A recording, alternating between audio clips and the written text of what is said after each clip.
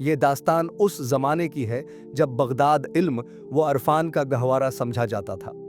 علماء، فقہ، تاجر اور صوفیہ یہاں آتے اور دین و دنیا کے رازوں کو جاننے کی کوشش کرتے تھے۔ اس شہر کی گلیاں دن میں مصروف رہتے اور راتوں کو عبادت گزاروں کی صدائیں گوشے گوشے سے سنائی دیتی۔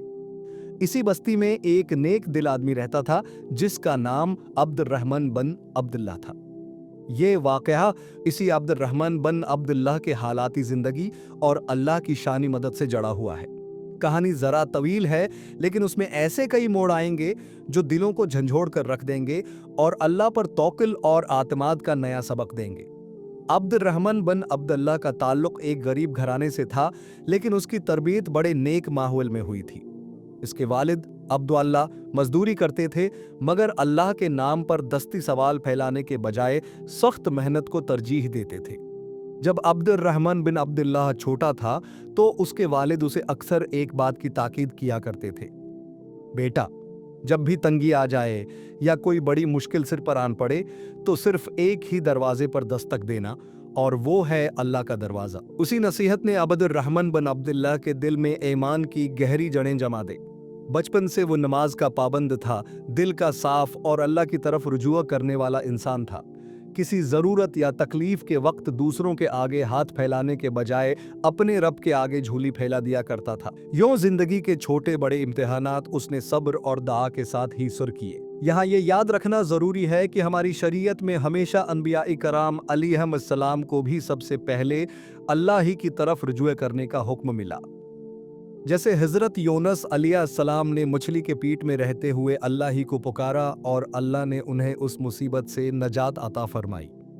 یہی توکل اور رجوع ہی مومن کی اصل طاقت ہے۔ جب عبد الرحمن بن عبداللہ بالغ ہوا تو اس کی شادی اسی محلے کی رہنے والی ایک باحیہ اور نیک سیرت لڑکی خدیجہ سے ہوئی۔ خدیجہ بھی سادہ مزاج، پردہ دار اور دیندار خاتون تھی۔ دونوں ہی میاں بیوی نے کبھی زبان پر شکایت نہیں لائی، چاہے کتنی ہی تنگ دستی ہو یا کوئی بھی مشکل آن پڑے۔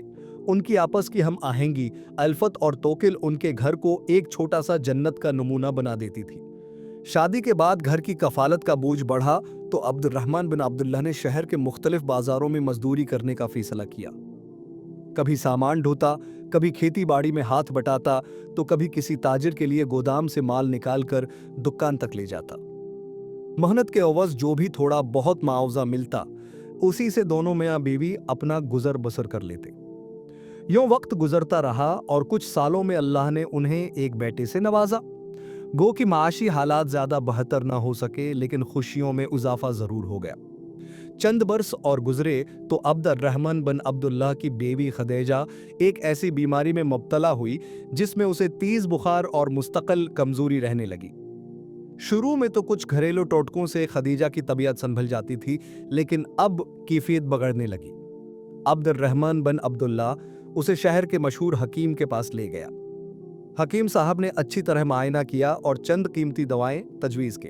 اس دوران حکیم نے واضح کر دیا کہ دوائیں مہنگی ہیں، مگر بیماری پر قابو پانے کے لیے ان کا مسلسل استعمال ضروری ہے۔ عبد الرحمن بن عبداللہ کے پاس اتنے پیسے نہ تھے۔ ایک دو دن میں جو مزدوری کرتا، اس سے ایک وقت کی روٹی چلتی۔ دواؤں کے لیے اضافی پیسوں کا انتظام ممکن نہ تھا۔ محلے کے دو تین گھروں میں پوچھا تو پتہ چلا کہ ہر کوئی اپنی تنگی کا رونا رو رہا ہے۔ یوں لگ رہا تھا کہ مدد کا کوئی ذریعہ باقی نہیں بچا۔ عبد الرحمن بن عبداللہ پر گویا مصیبتوں کا پہاڑ ٹوٹ پڑا۔ ایک طرف بیمار بیوی کی حالت اور دوسری طرف پیسے کی قلت۔ ایک رات جب خدیجہ کی طبیعت زیادہ بگڑ گئی تو عبد الرحمن بن عبداللہ کے دل میں اضطراب بڑھنے لگا، لیکن اس کی زبان خاموش رہی۔ وہ بار بار وضو کرتا، نوافل پڑھتا اور تڑپ تڑپ کر دعا مانگتا، مگر اس کی یہ دعا دوسروں سے پوشیدہ تھی۔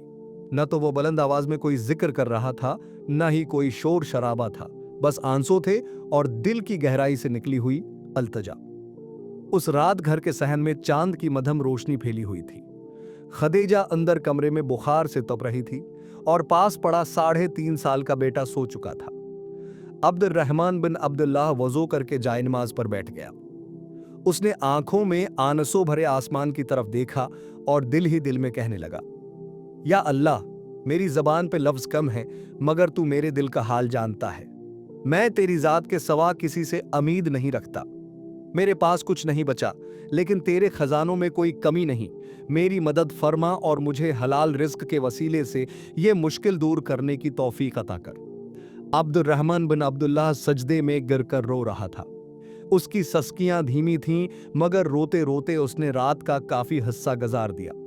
तहज्जुद का वक्त आया तो उसने उसमें भी बाकायदा नमाजी तहज्जुद अदा की और अपने रब के हुजूर इल्तिजाएं की। हमारे प्यारे नबी करीम सल्लल्लाहु अलैहि वसल्लम ने भी तो यही सिखाया कि जब गम और मुसीबत आए तो सबसे पहले 2 रकात अदा करके अल्लाह से रुजू किया जाए। जैसा कि उहादिस में आता है कि आप सल्लल्लाहु अलैहि वसल्लम हर मुश्किल में सबसे पहले नमाज की तरफ मतवज्जा होते थे। अगली सुबह अब्दुर्रहमान बिन अब्दुल्लाह ने इरादा किया कि मजदूरी की तलाश में शहर के नए हिस्से की जानिब जाएगा, जहां उसने पहले कभी काम न ढूंढा था। वो फजर की नमाज के फौरन बाद घर से निकल खड़ा हुआ। उसके दिल में खामोश यकीन था कि कोई ना कोई सबील जरूर निकलेगी। बगदाद की ये नई समत कुछ दूर थी। रास्ते में उसने 2-3 बड़ी हवेलियां देखें, जहां तामीर या मरम्मत का काम हो रहा था। उसने वहां काम के लिए पूछा, लेकिन सब जगहों पर या तो मजदूर मुकम्मल थे या फिर बहुत मामूली मजदूरी मिल रही थी, जिससे दवाएं खरीदना मुमकिन न था। मायूस होने के बजाय अब्दुर्रहमान बिन अब्दुल्ला अपनी कोशिश जारी रखे हुए था। आखिरकार वो शहर के नवाही इलाके में एक दरख्त के साए में कुछ देर आराम करने बैठ गया। अभी वो वहां बैठा ही था कि एक बूढ़ा शख्स, जिसके हाथ में लकड़ी का असा था और चेहरे पर लंबी सफेद दाढ़ी, उसके करीब से गुजरा। बूढ़े की निगाह अब्दुर्रहमान बिन अब्दुल्ला के थके मांदे चेहरे पर पड़ी तो वह रुक गया। बड़े नरम लहजे में पूछने लगा, बेटे खैर तो है? इस वक्त कहां से आए हो और इस कदर थके हुए क्यों लग रहे हो? अब्दुर्रहमान बिन अब्दुल्लाह ने मुख्तसरन बताया कि वह मजदूरी की तलाश में है, मगर अब तक कोई काम नहीं मिला।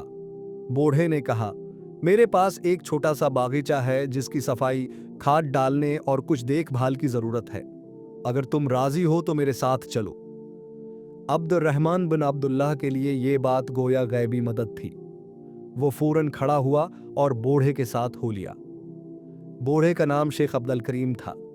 वो बज़ाहिर कोई मामूली आदमी लगता था, मगर उसके लहजे में अजब शफकत और उसकी आंखों में एक अजीब सी चमक थी। रास्ते में बात करते हुए शेख अब्दुल करीम ने बताया कि इस बागीचे का ख्याल रखने के लिए अमूमन वो दूसरे मुलाजिमों को भेजते थे, लेकिन आज उन्हें कोई न मिला तो खुद निकल खड़े हुए। अब इत्तेफाक कहिए या कुदरत का इंतजाम कि उन्हें अब्दुर्रहमान बिन अब्दुल्ला रास्ते में मिल गया। जब वो बागीचे में पहुंचे तो अब्दुर्रहमान बिन अब्दुल्ला ने देखा कि वाकई उसे बहुत सी मरम्मत और सफाई की जरूरत है। चंद पौधे सूखे हुए थे, जमीन पर पत्तों का ढेर था और एक सादा सा चबूतरा भी टूट फूट का शिकार था। शेख अब्दुल करीम ने अब्दुर्रहमान बिन अब्दुल्ला को औजार दिखाए और पानी भरने का इंतजाम समझाया। अब्दुर्रहमान बिन अब्दुल्ला ने बिना देर किए काम शुरू कर दिया। काम के दौरान बूढ़ा थोड़ी थोड़ी देर बाद अब्दुर्रहमान बिन अब्दुल्ला के पास आता, उसके लिए पानी या खजूरें ले आता और पूछता कि किसी चीज की जरूरत तो नहीं। अब्दुर्रहमान बिन अब्दुल्ला को शेख अब्दुल करीम के अखलाक ने बहुत मुतासिर किया। उसने दिल में सोचा कि आज तक उसने उतना मुखलिस और हमदर्द माली की कार कभी नहीं देखा। शाम के करीब जब काम अख्तिताम को पहुंचा तो अब्दुर्रहमान बिन अब्दुल्ला की मेहनत साफ नजर आ रही थी। बागीचा काफी हद तक सनूर गया था, पौधों को पानी मिल गया और सूखे पत्ते हटाकर मुनासिब तरीके से खाद डाल दी गई। इस टूटे हुए चबूतरे की मरम्मत भी हो गई। काम खत्म होने के बाद अब्दुर्रहमान बिन अब्दुल्ला ने अपने हाथ धोए और शेख अब्दुल करीम के सामने हाजिरी दी ताकि मजदूरी लेकर घर जा सके। शेख अब्दुल करीम ने एक झोली नमा थैली निकाली, जिसमें से उसने मुट्ठी भर सके और कुछ नोट निकाले जो उस जमाने में चांदी और तानबे की शक्ल में होते थे।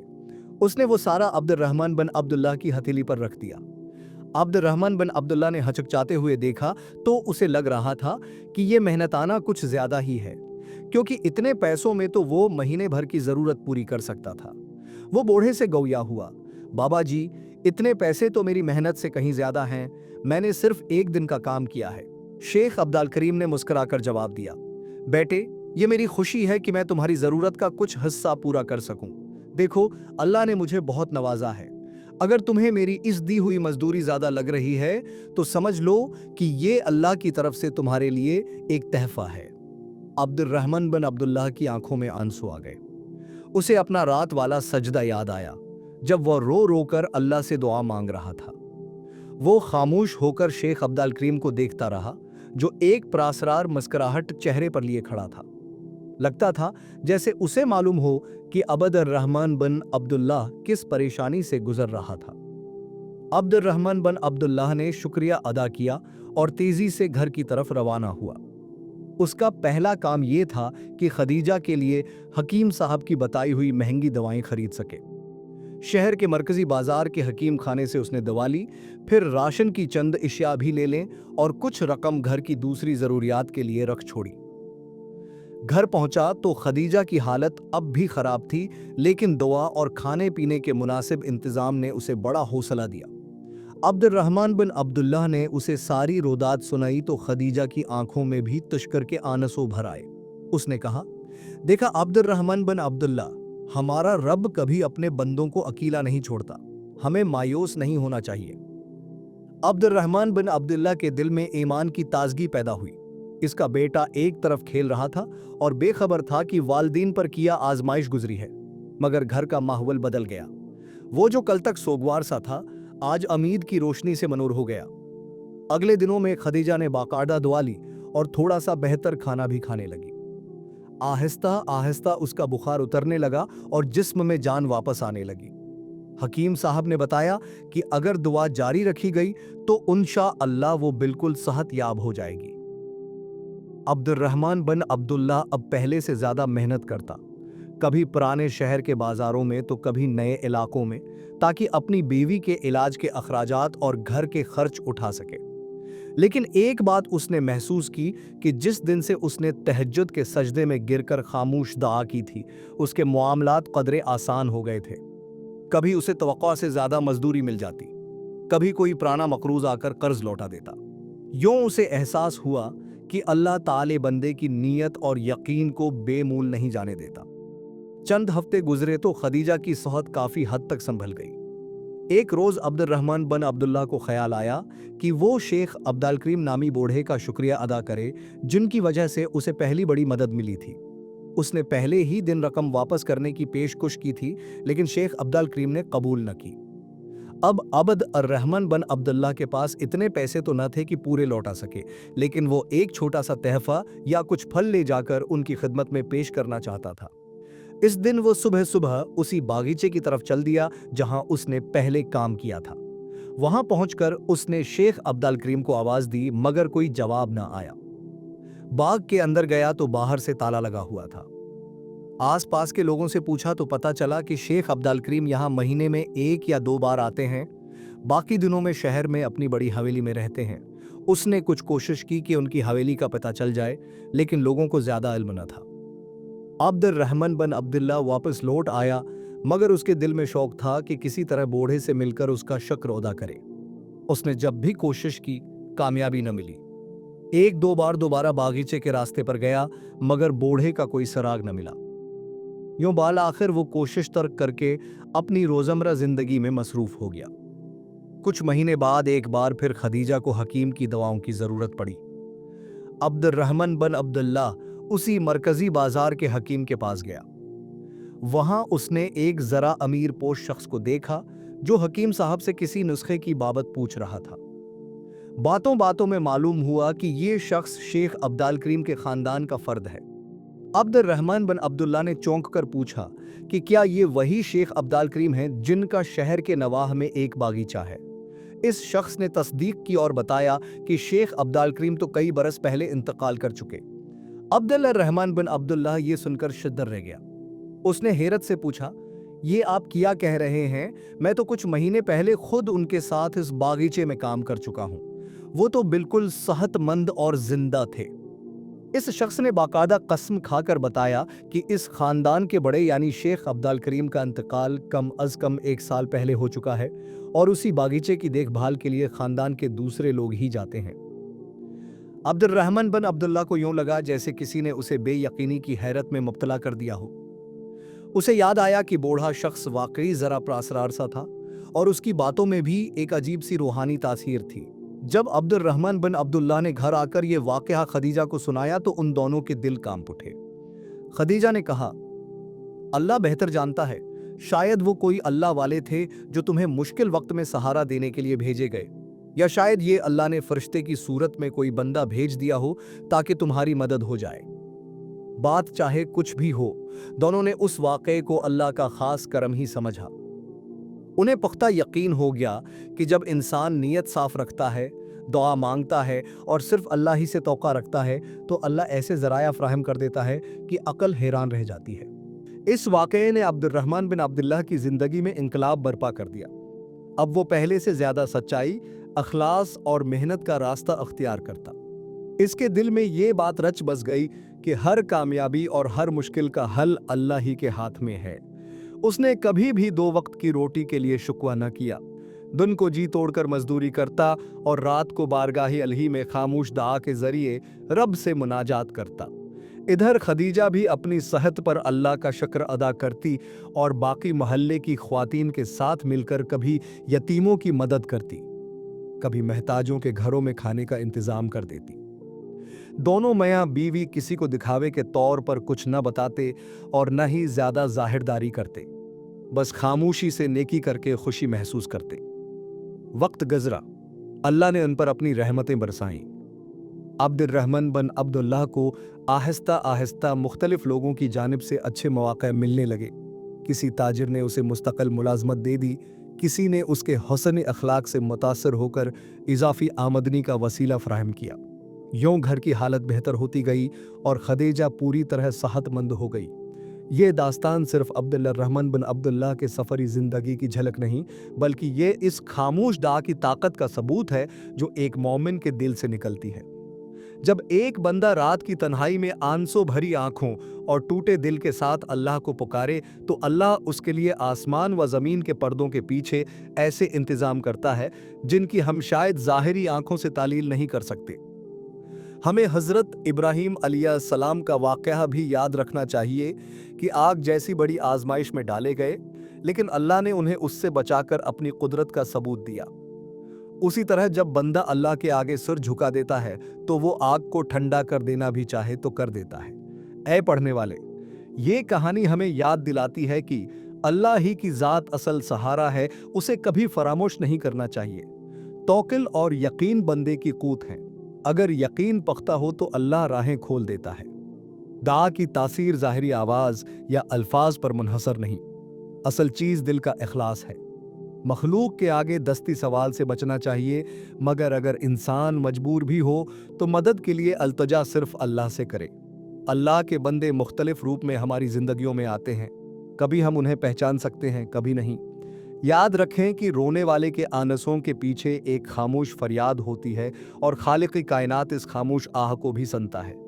वो दुआओं और सजदों को रायगान नहीं जाने देता, बल्कि कभी कभार तो अपनी कुदरत के ऐसे नमूने दिखाता है जिनसे ईमान ताज़ा हो जाता है।